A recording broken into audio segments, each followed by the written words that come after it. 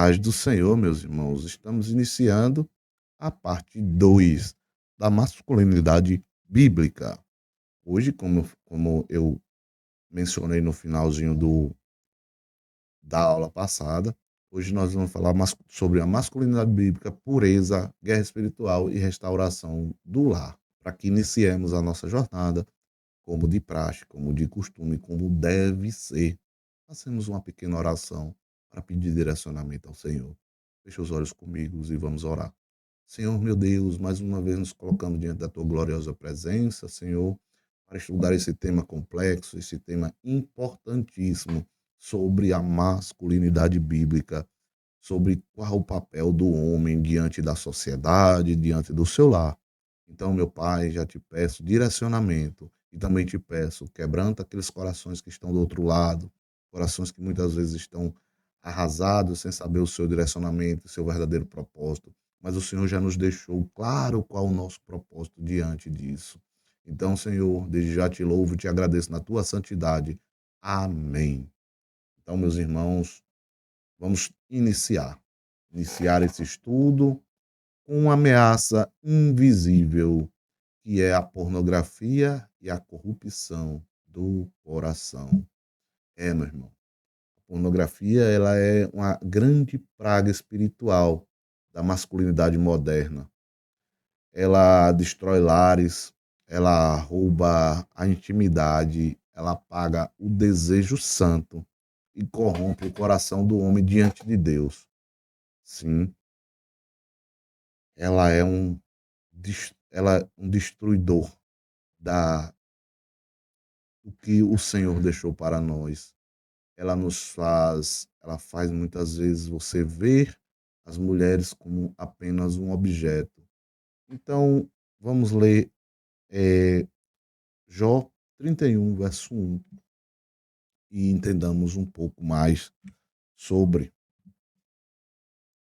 Vai falar: Eu fiz acordo com meus olhos de não olhar com cobiça para as moças. Então aqui nós vemos que Jó já tinha feito esse acordo. Então Jó entendeu esse princípio. Jó entendeu. Então aqui nós vemos que Jó ele entendeu o princípio da pureza, do pecado sexual. E o pecado sexual ele inicia nos olhos e na mente. Ele não inicia no ato em si. Por isso a pornografia é um veneno que ela transforma o desejo em idolatria. Homens que consomem pornografia, eles estão adorando uma mentira, uma imagem distorcida do prazer, que foi criada pelo inimigo para roubar a adoração que pertence a Deus. Sim, e nós vemos isso lá em Mateus 5, capítulo 5, verso 27 e 28, quando vai falar: Vocês ouviram o que foi dito, não adulterarás, mas eu lhes digo, qualquer que olhar para uma mulher com desejo impuro, já cometeu adultério com ela no seu coração. Então, aqui, Jesus, ele não apenas condena o ato, ele não condena apenas o ato, ele expõe a intenção. Então, o homem que se entrega à pornografia, ele rompe a aliança da pureza diante de Deus e abre uma brecha espiritual para afetar seu casamento, sua comunhão e seu ministério.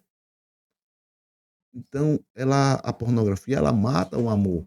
Ela substitui a esposa real por uma fantasia e ela destrói a sensibilidade espiritual. Ela transforma o homem em um consumidor e a mulher em um objeto. Por isso que a Bíblia é clara. Lá em 1 Coríntios 6,18. Em 1 Coríntios 6,18, vai deixar claro que fujam da imoralidade sexual.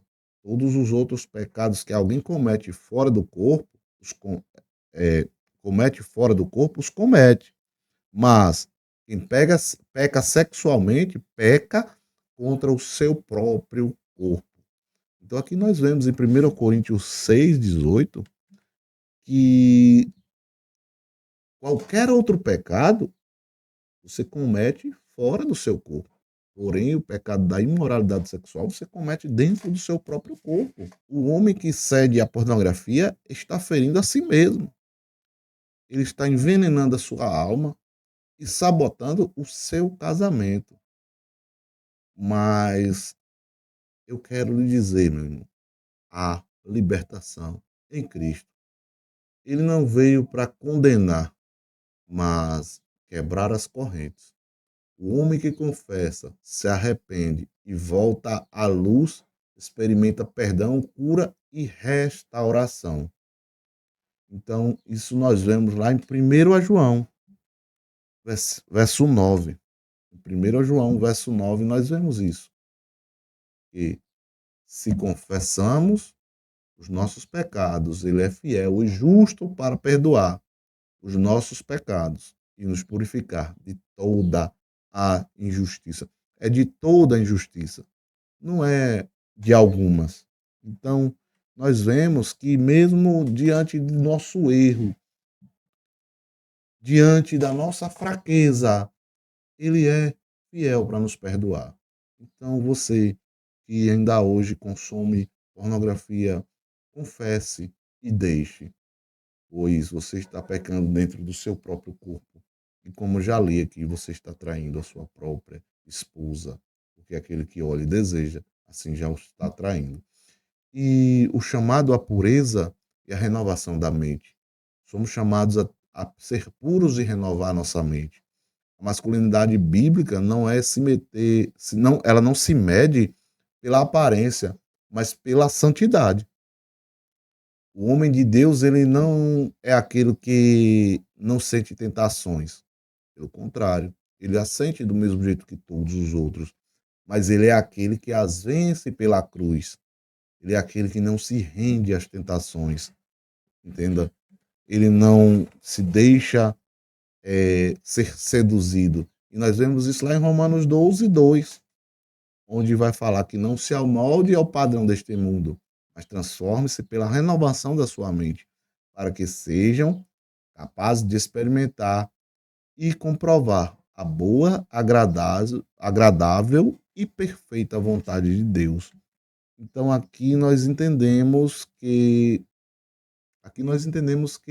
a pureza ela é um exemplo diário de disciplina espiritual.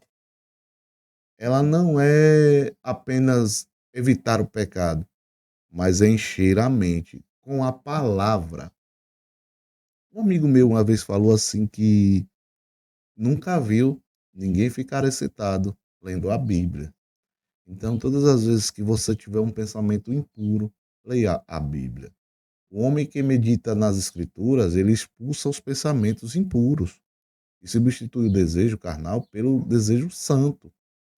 Isso nós vemos lá no Salmo 119, verso 9, né? Quando o Senhor vai falar a nós, através do salmista, como pode o jovem manter pura a sua conduta, vivendo de acordo com a tua palavra. Então, aqui o salmista foi cirúrgico. Que a pureza sexual é um ato de adoração, né? Para você se manter puro, você tem que se manter adorador.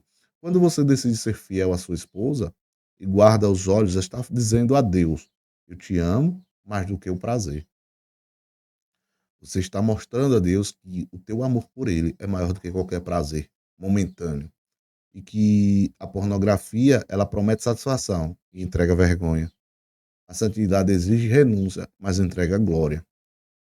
Então que você possa entender isso, que a santidade ela realmente, ela exige muita renúncia, mas ela entrega uma glória que você nunca pode imaginar. O homem como sacerdote curador do seu lar, ele é um homem de Deus, ele é chamado para curar o seu lar, com intercessão, presença e amor, assim como Cristo fez por nós. Cristo, ele é um modelo perfeito. Ele não abandonou a noiva, mesmo quando ela era infiel, né? E nós vemos isso lá em Colossenses 3,19. Maridos, amem suas esposas e não as tratem com amargura. Então aqui nós vemos isso claramente. O homem, se você quer ver sua esposa mudar, seja o primeiro a mudar. A mudança que você quer no outro, primeiro você faz em você. Você não tem o poder de diretamente mudar o outro. Você apenas pode mudar o outro através das suas ações. Através da sua mudança, você pode mudar o outro. Se você quer ver seus filhos buscarem a Deus, seja o primeiro a dobrar os joelhos. O sacerdote do lar, ele não é aquele que impõe, mas é aquele que intercede e guia, como eu já falei. É aquele que dá o exemplo. É pelo exemplo que ele os guia. Não é aquele que exige respeito, mas aquele que inspira respeito por exemplo. Com um exemplo. Então, nós vemos isso lá em Tiago 5,16. Né? Vemos isso lá em Tiago 5,16. E vai falar que a oração de um justo é poderosa e eficaz. Então, entenda que a restauração de muitos casamentos, ela não virá por uma nova conversa, mas por um novo altar dentro de casa. Muitas vezes as conversas não adiantarão, pois o altar está quebrado. Então, volte ao altar, limpe-o, tire as cinzas velhas, conserte o altar e acenda o fogo novo. Deus, ele quer restaurar a masculinidade ferida. Levantar sacerdotes que não fogem das batalhas, homens que lutam pelos seus lares, com lágrimas e fé. E essa guerra espiritual contra a passividade masculina, nós vemos a primeira falha do homem na Bíblia, não foi adultério, foi omissão. Pois Adão, ele estava presente no Éden, ou não? Estava, quando a serpente falou com Eva, mas ele ficou calado. Isso nós vamos lá ver em Gênesis 3:6. Vamos ver, Gênesis 3:6, o que foi que deu. Então, deu também a seu marido, que estava com ela, e ele comeu. Aqui, ó, a Bíblia é clara em dizer que ele estava com ela. Então você vê que ele estava lá, mas ele se omitiu. A omissão é pecado. O diabo ainda hoje ele prospera quando o homem se cala. Por isso que casas são destruídas não apenas por maridos violentos, mas por maridos silenciosos e espiritualmente inertes. A gente tem visto a destruição da figura masculina, a distorção dessa figura. Quando o homem realmente é masculino, é um homem tóxico. E estão colocando o homem provedor, esse homem masculino da Bíblia, esse homem sacerdote, estão colocando ele no mesmo patamar daqueles homens agressivos, homens violentos. Mas não é isso, a gente está vendo isso aqui. A passividade ela é uma arma satânica, disfarçada de paz. Mas o Espírito Santo ele está levantando uma geração de homens que não se omitem mais. Homens que voltam a lutar por suas famílias e orar com autoridade. E se arrepender e a governar com temor de Deus. E vamos ver lá em Deuteronômio 31:16. Deuteronômio 31:16. 31:6, desculpa. Vamos lá. Sejam fortes e corajosos. Não tenham medo nem fiquem apavorados por causa deles, pois o Senhor, o seu Deus, vai com vocês. Nunca os deixará, nunca os abandonará. Então aqui a gente vê que o Senhor nunca nos deixará, nunca nos abandonará. Sejam fortes e corajosos. Tenham a palavra, pois a você foi dado o ministério, a você foi dada a liderança. Então, chegamos até aqui e eu quero falar sobre o último tópico, que é a restauração do altar. Que começa no altar, essa restauração que começa no altar. Mas antes disso, eu quero, meus irmãos, falar com vocês algo que eu não falei ainda nos meus vídeos, mas me veio à mente agora. Nem coloquei, nem no roteiro do vídeo eu tinha colocado, mas eu vou falar com vocês. Eu tenho um, um e-book e eu sempre coloco no link dos meus vídeos, ou então tá lá na bio do meu Instagram, que é Charles Telles. Se você quiser, você que já tem muito tempo, ou você que tem pouco tempo, ele serve para qualquer um. Ele vai te ajudar a entender e a estudar melhor a palavra de Deus. Então, a você que se interessa, entre lá e adquira esse e-book. Então é só isso, um recadinho bem breve, a coisa bem só para vocês ficarem sabendo.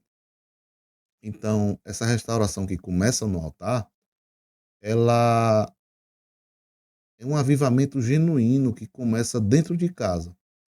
Ela é a restauração da igreja que começa com homens restaurados. E homens são restaurados quando voltam a chorar na presença do Senhor. Então, Joel 2,12, né? Que vai falar: voltem para mim de todo o coração, com jejum, lamento e pranto. Então, nós vemos aqui em Joel que não existe casamento que Deus não possa restaurar. Não existe mente que ele não possa purificar. Não existe homem que ele não possa refazer. O Senhor não procura homens perfeitos, ele procura homens quebrantados, homens que reconhecem suas falhas e se colocam nas mãos do oleiro. Em 2 Coríntios 5,17, que vai falar: se alguém está em Cristo, é nova criatura. As coisas antigas já passaram, eis que surgiram coisas novas. Então, tudo, tudo se fez novo. Você, a partir do momento que se quebranta na presença do Senhor, que se entrega aos planos do Senhor, que reconhece esse chamado, você é nova criatura, é um novo homem. Então, meus irmãos, o chamado aos homens de Deus, esse chamado final, o Senhor está te chamando para retornar ao teu posto. Assuma o papel que ele te confiou.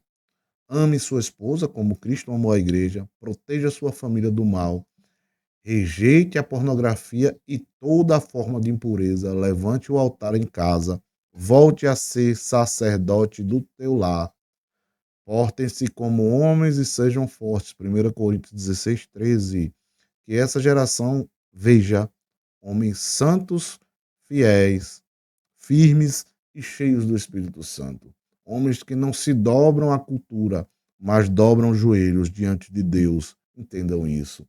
E, para encerrar, eu quero pedir que, se você sentir no seu coração, compartilha esse conteúdo, deixa um like, se inscreva no canal, para que mais homens possam entender o seu chamado e o seu papel. Então eu quero encerrar essa aula de hoje com uma oração pequenina, uma oração te pedindo renovação. Senhor, ensina-nos a ser homens conforme o teu coração. Perdoa nossas falhas como maridos, pais e sacerdotes. Purifica nossos lares, renova nossas mentes e restaura nossos lares. Faz-nos líderes cheios do Espírito Santo, homens de oração e amor. Que nossas esposas vejam em nós o reflexo do teu filho e que nossos filhos encontrem em nós o exemplo de fé. Amém, Senhor. Então, eu encerro por aqui. Em nome de Jesus, eu já te agradeço por ter ficado comigo. Amém.